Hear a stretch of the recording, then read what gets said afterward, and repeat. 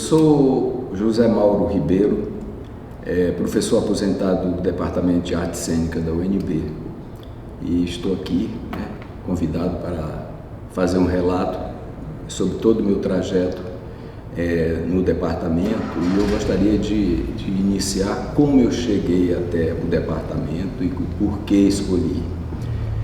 E eu cheguei em Brasília em 1979, parodiando um poeta Belchior.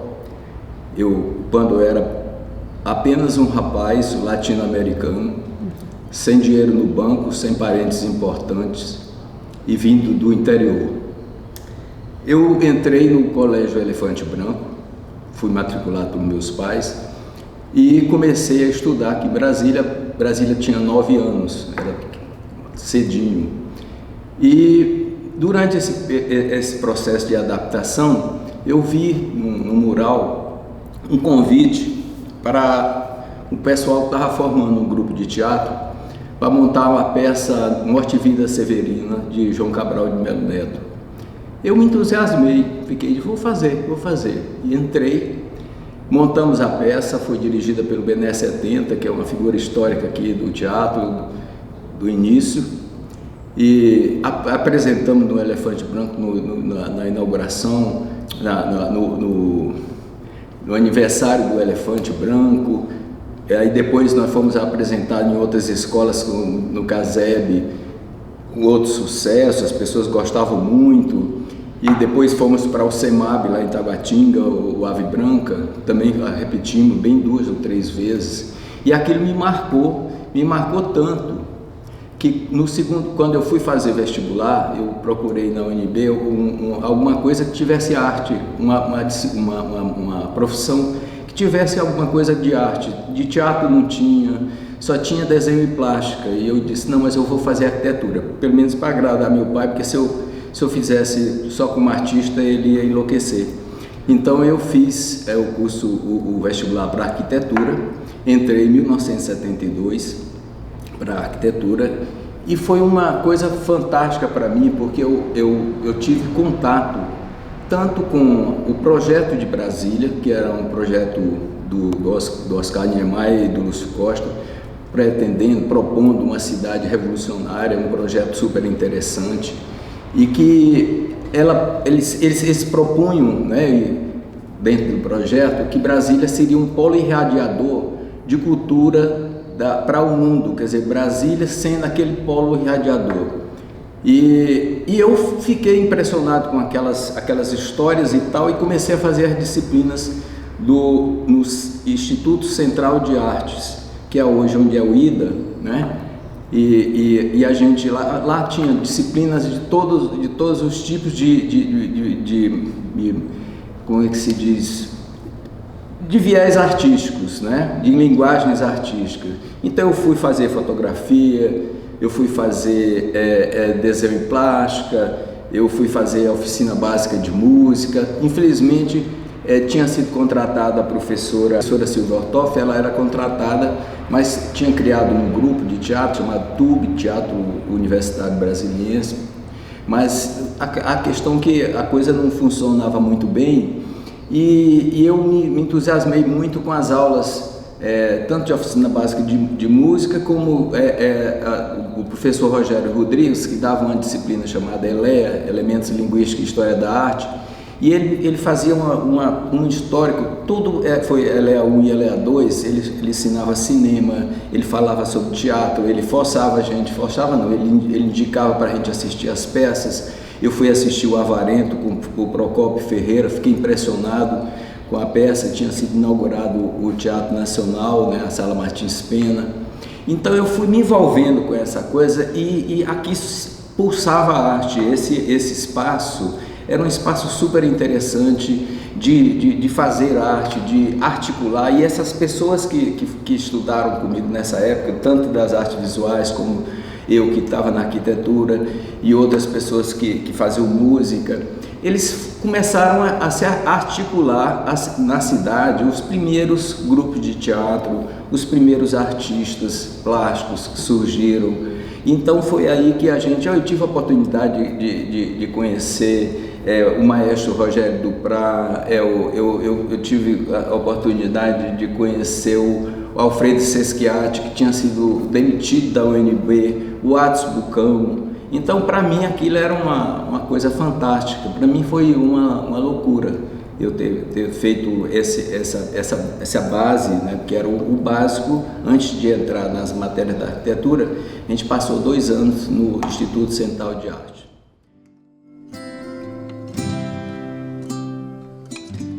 Paralelamente, né, eu comecei a fazer arquitetura já mais na parte do profissional, mas uma lei chamada lei que obrigava, a ditadura militar promulgou uma lei que obrigava os colégios a oferecerem a disciplina de educação artística nas escolas, que foi a primeira vez a lei 9652.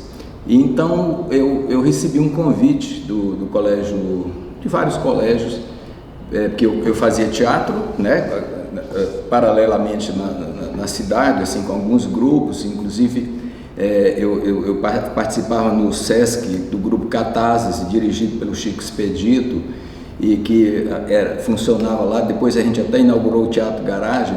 Então eu fui contratado pelo Colégio Objetivo e o Colégio Leonardo da Vinci para dar educação artística.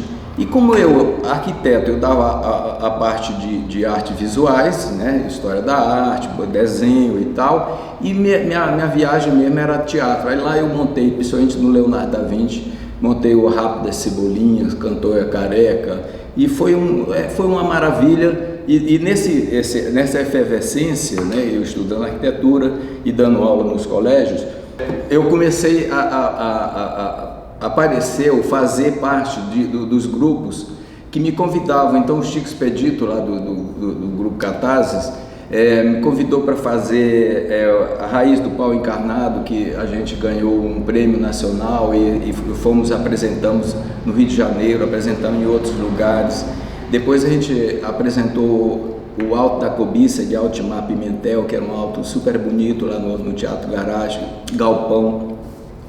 Depois, Ponto de Partida, do Guarnieri, que estava numa efervescência política, aquela coisa da anistia e a gente forte. E paralelamente a isso, vinha muita gente do Rio de Janeiro e de São Paulo, autores famosos, pessoas que já estavam se destacando lá no coisa, para dar cursos aqui. O Vladimir Murtinho, que era o secretário de Cultura, trazia muitas pessoas, esses autores ou esses artistas, diretores, para dar aula aqui. Eu tive a oportunidade de fazer curso com o Wolf Maia. Eu fiz o Asdrubal trouxe o trombone, veio aqui, eu fiz um curso com o Asdrubal, trouxe o trombone. E o Arami Adá, que era o Tá na Rua, um grupo super importante que também quebrou a minha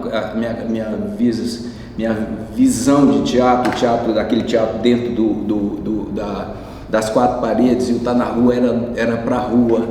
Depois veio a anistia e o Augusto Boal chegou e fez a minha cabeça por completo no Teatro Oprimido. Em 78 eu formei arquitetura e fazendo teatro paralelo, como eu vinha contando para vocês. E aí comecei a fazer, projetar e tentando me segurar como arquiteto, mas cada dia que passava eu me desanimava mais com essa história de ficar fazendo projetinho para Madame lá no Lago. Então, projetando aquelas coisas, eu me incomodava muito, e aí o teatro me levando para o lado assim da transformação política, da atuação política na cidade. Então, aos poucos eu fui saindo da arquitetura e comecei a trabalhar mais com teatro, e nessas escolas, tanto o Objetivo como o Leonardo da Vinci, eles pagavam muito bem para os professores. Então eu ganhava o que um arquiteto colega meu ganhava também lá fora, fazendo projeto para Madame. E o que aconteceu foi o seguinte, que apareceu um diretor chamado B. de Paiva, né, famoso, uma pessoa do Rio de Janeiro, que veio para cá e ele veio mais ou menos preparar a chegada da Dulcina de Moraes, que veio para criar o curso da FBT, na Faculdade Brasileira de Teatro. E o B de Paiva me convidou para fazer uma peça chamada As Troianas de Eurípides, e que eu fiz um papel legal. O Chico Expedito também, que era o que trabalhava comigo lá no Sesc, também entrou, e a gente foi um sucesso essa peça de Eurípides. A gente apresentou lá no Teatro Dulcina, depois a gente saiu, viajamos pelo Brasil inteiro apresentando, e quando eu voltei, a dona Dulcina e o B de Paiva me convidaram para ser professor na Faculdade Brasileira de Teatro. Eu nunca tinha pensado em entrar para o terceiro grau, mas, claro, entrei, né? Comecei a dar aula lá e eles passaram para mim a responsabilidade de criar o curso de Educação Artística, de licenciatura em Educação Artística na época. Então, a professora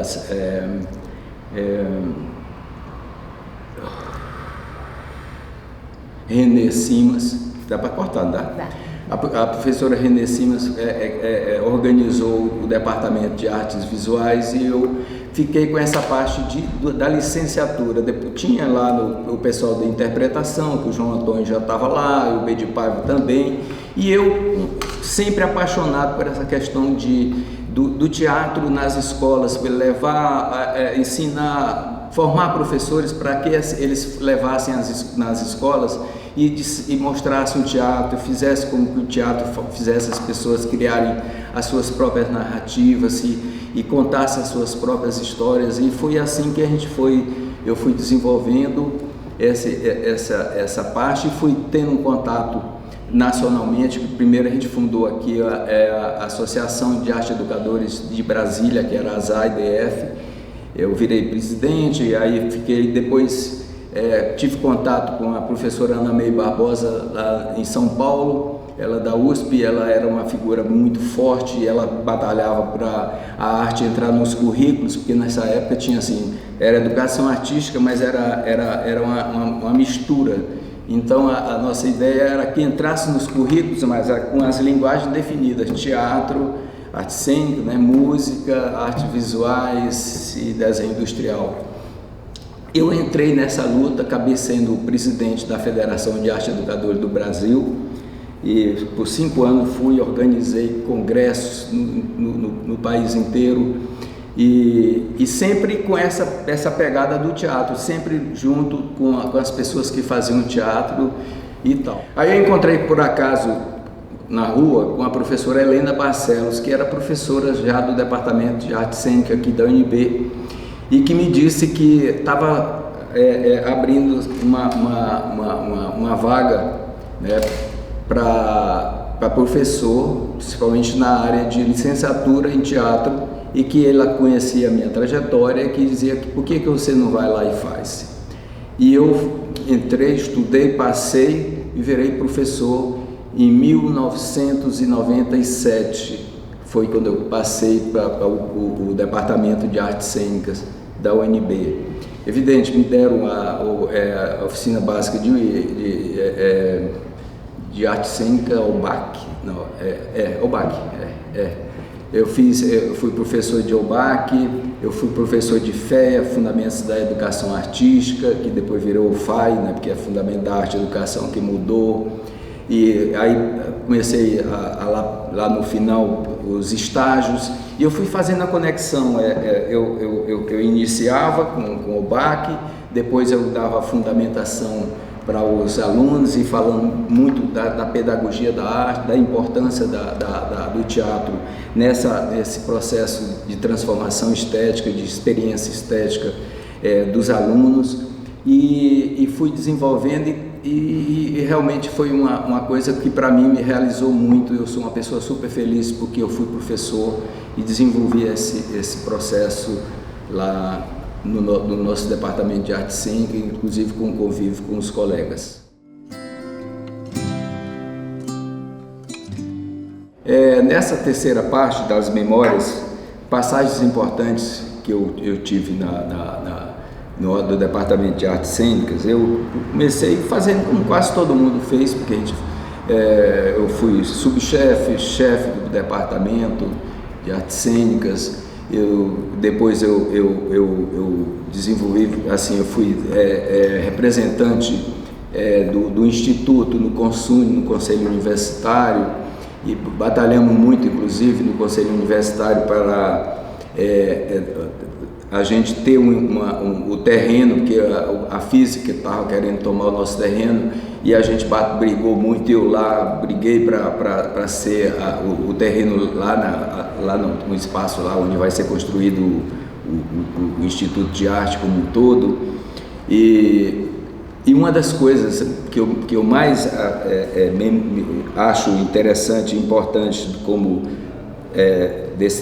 nessa minha trajetória lá, no Departamento de Arte Cênica, foi que eu era o chefe do departamento quando a gente mudou para o prédio novo das artes cênicas. É um prédio super moderno, foi feito por um arquiteto que desenvolveu um trabalho legal, e isso saiu assim, pegou muito bem.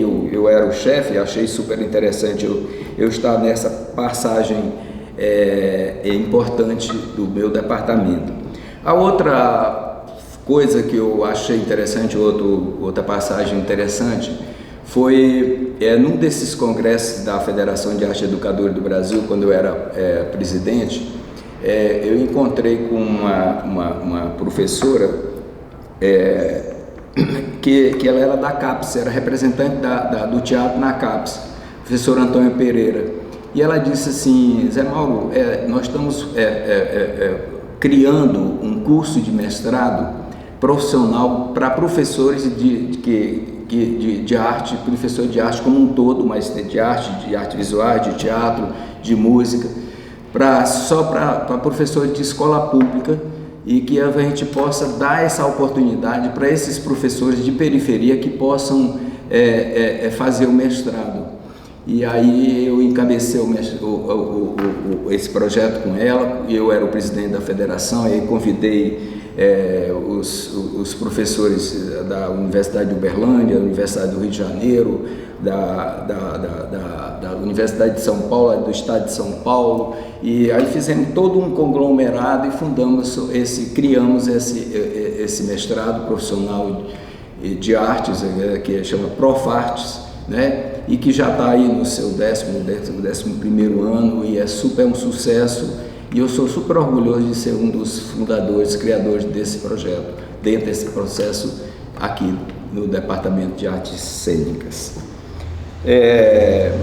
Eu também, só para fechar, cheguei a ser diretor do Instituto de Artes, diretor pro tempore, mas porque houve um problema de uma eleição que houve confusão, e como eu era o mais antigo do departamento, eu assumi do Instituto como diretor. Passei uns 4 meses sendo diretor do Instituto de Arte, que também me deu muito orgulho e satisfação em ter gerido, conversado, administrado e entendido mais como a universidade funciona, principalmente nessa área de arte.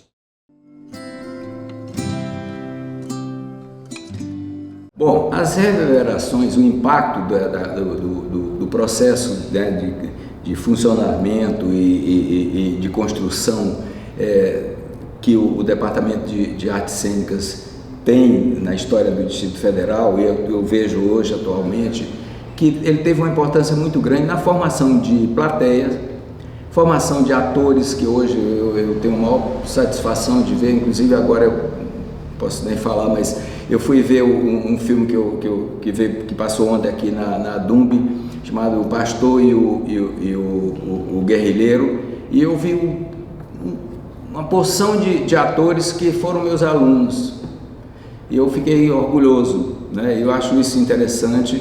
Eu acho que essa a interação que o Departamento de Arte Cênica tem com a sociedade, com o processo cultural do Distrito Federal, é muito importante.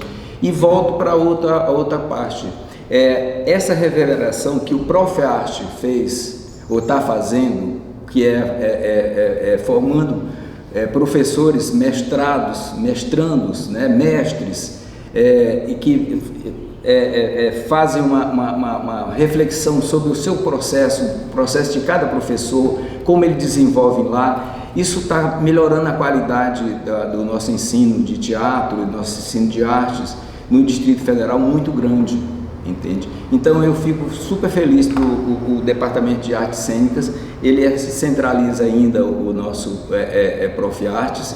Eu acho super interessante isso. Formação de plateia, formação de atores, de diretores e professores, principalmente de artes cênicas, que estão atuando nas escolas, produzindo, melhorando através da experiência estética no teatro, uma cidadania estética que é o que eu batalho. Eu acho que nunca antes nesse país já a gente precisou tanto de estética, de ética,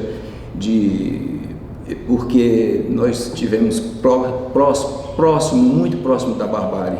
Eu acho que nós conseguimos superar, e eu acho que é justamente a arte, o teatro, o conhecimento, o autoconhecimento que a arte dá para as pessoas que fazem, que geraram essa coisa da gente reagir como país, como nação democrática, socialmente bem representada e feliz.